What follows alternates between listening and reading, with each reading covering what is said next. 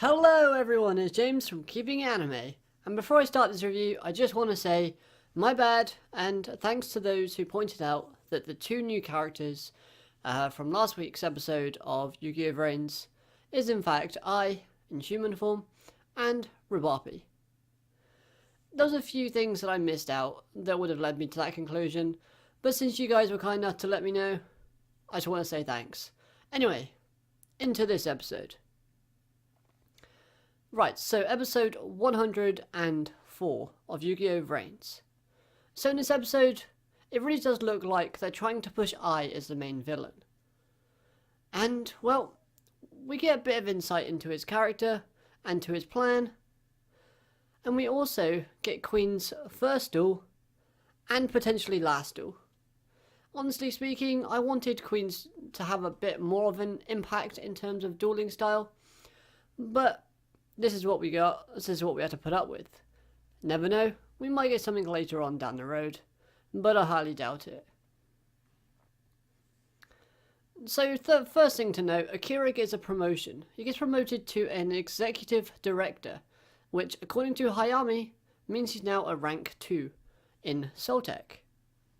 And it's hinted that, it's hinted that Queen didn't want this to happen for whatever reason. As Hayami's words were, even Queen couldn't stop the promotion. Interesting choice of words there. I hope they come back and kind of elaborate on that a bit more. Maybe that was like a translation error, but if it wasn't, and that was intentionally the dialogue, brilliant. Come back to it and explain why Queen didn't want Akira to have that promotion. That might be a good plot line down the road. Now, as for I and Robbopi, they enter the real world through the Soltis, the new AIs that Soltech have created, and Queen is currently basically on a cruise ship in the middle of nowhere, basically promoting these devices. And I and Robbopi basically enter the real world so they can duel Queen in order to get some sort of access key. And since I's like, let's do this traditionally, and then that's how the duel starts. So it looks like Queen is using a Queen deck. She has a good strategy at start with some of the cards that she plays, but it couldn't match up to I's overpowered and busted deck that he's using, and that is at Ixter. I think that's how you pronounce it. Anyway, we get some new cards in this episode, mostly from I. So, a field spell card, known as Ixter Island. Yes, you're reading it correctly. It's I, as in his name, land. The design of the card is pretty cool. I really do like the design. From what we can see, it's quite jolly, quite happy. It goes with his character quite well, being quite playful, and okay, the name's a really bad pun, but I do like it. Its effect: if you have no monsters in your main monster zone, you can special summon a level 4 or lower at Ixter from your hand.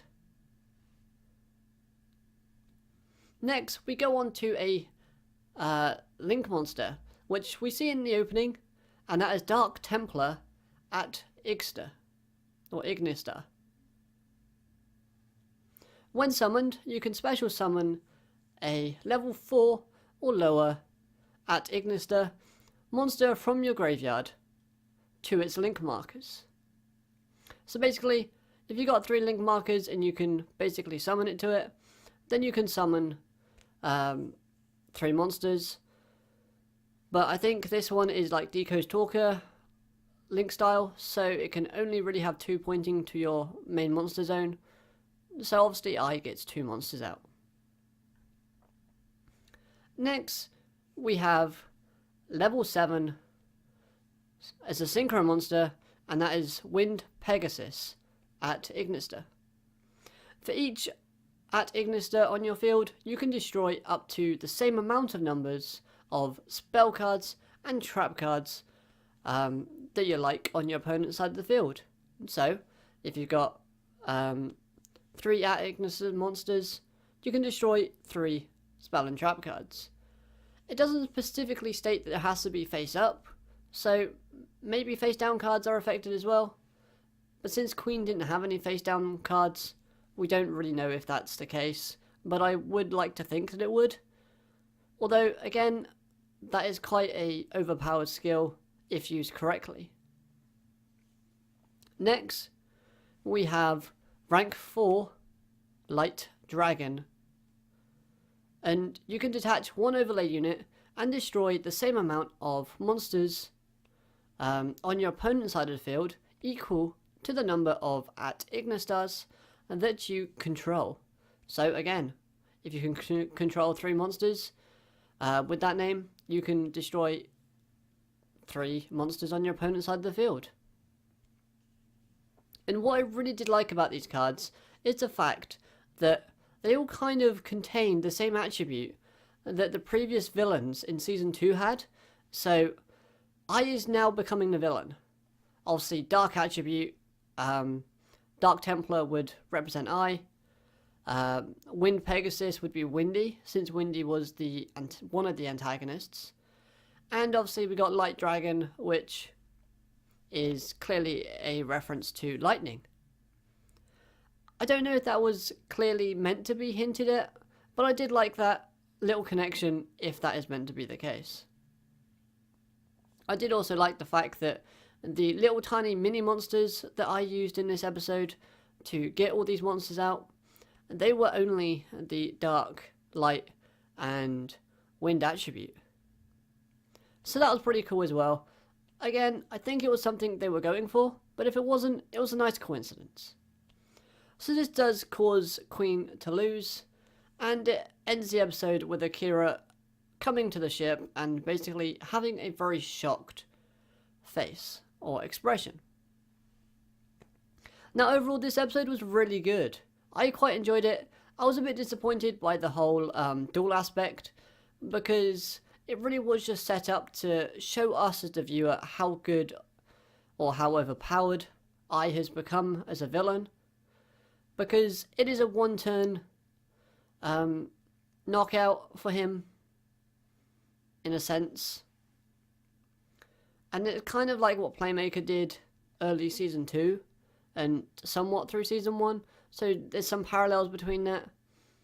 But overall, the duel was a little bit disappointing, but apart from that, all the characterization and build-up and story progression is moving quite nicely. I like the fact that I and Robbopi as characters, you still see traces of their former selves, even though in this episode I specifically states that he's discarded his former self.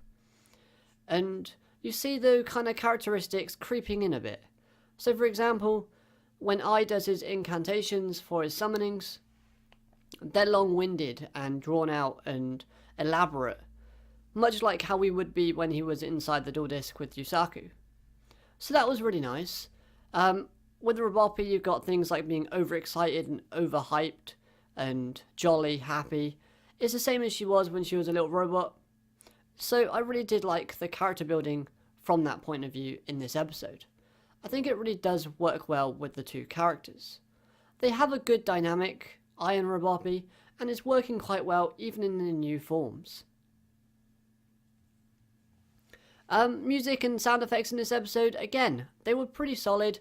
There's nothing really too bad or too brilliant. It was kind of just mediocre. Same with the animation. There was a few parts where it did lack a little bit and a few parts where it really shone forward. But, you know, overall I can't fault it too much. Right then, so I want to ask you guys watching the video a question. What do you think the data that I left behind that got Akira so shocked is? Do you think it's the Ignis algorithm? Do you think it's like a weird doodle of I saying I am here or I was here spelling AI? Which I could see him doing. It's totally up his character if it was Season 2 I. But we don't know at this point. If you've got any weird wacky suggestions, then let me know in the comment section down below. But other than that guys, I think that's all I've got for this review. Like I said, if you haven't seen the video, make sure to go watch it, because it is a nice watch, and I think you'll be entertained by it. So with that out of the way, I hope you've enjoyed. If you have, smash that like button, subscribe if you're new so you never miss a video from me, and until next time, I hope you all have an amazing day, and keep it anime. Goodbye.